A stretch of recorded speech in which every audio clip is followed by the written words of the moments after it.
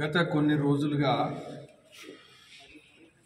మల్కాజిగిరిలో ఏ విధంగానైతే దేశవ్యాప్తంగా మరొకసారి మోదీ ప్రభుత్వం 2014లో 2019లో సార్వత్రిక ఎన్నికల్లో పూర్తి మెజారిటీ ఇచ్చి నరేంద్ర మోదీ గారిని దేశ ప్రధాని చేసినటువంటి ప్రజలను మరొకసారి 2024లో జరిగేటువంటి రాబోయే నెలల్లో జరిగేటువంటి ఎన్నికలు ఏవైతే ఉన్నాయో అవి దేశ సమగ్ర అభివృద్ధి కోసం బీద బడుగు వర్గాల సంక్షేమాన్ని దృష్టిలో పెట్టుకొని అదేవిధంగా దేశం ధర్మం సామాజిక గుర్తింపు సాంస్కృతిక ఐక్యత గుర్తింపు వీటన్నిటిని కూడా పరిగణలోకి తీసుకొని దేశం ముందు శతాబ్దాల చరిత్ర కలిగి సమస్యలు ఏవైతే ఉన్నాయో ఉదాహరణకు రామ జన్మభూమి 500 సంవత్సరాల సమస్య, కశ్మీర్ 370 అధికరణ 70 సంవత్సరాల పైగా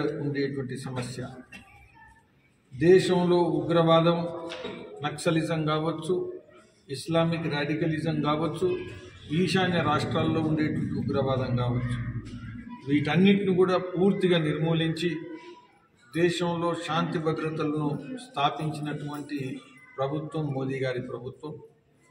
ఈ విధంగా దేశం ముందు అనేక పరిష్కరించలేకుండా పెండింగ్ ఉండేటువంటి సమస్యలను, త్రిబుల్ తలాక్ లాంటి సమస్యలను కూడా పరిష్కరించినటువంటి బలమైన నిర్ణయాత్మకమైనటువంటి నాయకత్వం ప్రభుత్వం మోదీ గారు ఇచ్చారు.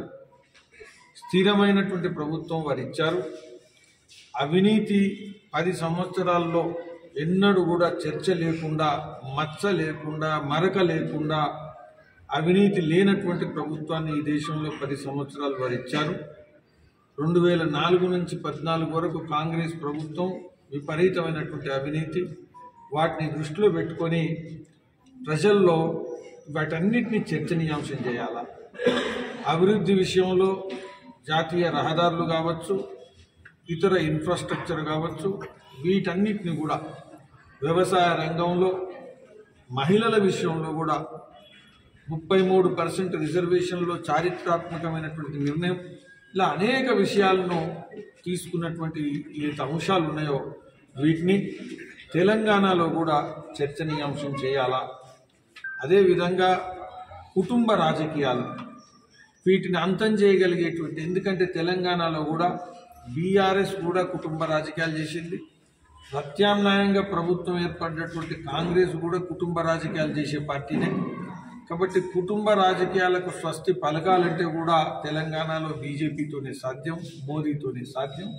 ఇటువంటి అన్ని అంశాలను మారేడుపల్లి, బోయిన్పల్లి, ఇలా ప్రతి డివిజను, ప్రతి మండలము రాష్ట్రంలో అన్ని ప్రాంతాలకు తీసుకెళ్ళి ఇన్ఫ్లుయెన్సర్స్ ఎవరైతే ప్రతిభావంతులు, ప్రభావవంతులు, లీడర్షిప్ చేసేవాళ్ళు, సామాజికంగా ఆర్థికంగా నాయకత్వం వహించేటువంటి వాళ్ళు ఎవరైతే ఉన్నారో వాళ్ళందరి మధ్యన చర్చనీయాంశాలు చేయడం కోసం ఇలాంటి ఛాయ్ పే చర్చ, లేకపోతే మోదీ ఫిర్సే ఎక్ బార్, మోదీ మరొకసారి అని చిన్న సమావేశాలు 200 మంది కీ పర్సన్స్, కీ లీడర్స్ యొక్క సమావేశాలను నిర్వహించడం జరుగుతుంది. అందులో భాగంగా నేను ఇక్కడికి రావడం జరిగింది. ఒకటి ఏంటంటే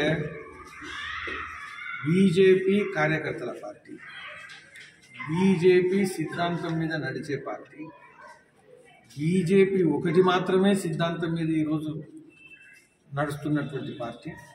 కాబట్టి 50 సంవత్సరాలు అయిన తర్వాత కూడా, 70 సంవత్సరాలు అయిన తర్వాత కూడా కార్యకర్తలు నాయకత్వం వహిస్తున్నటువంటి పార్టీ బీజేపీ.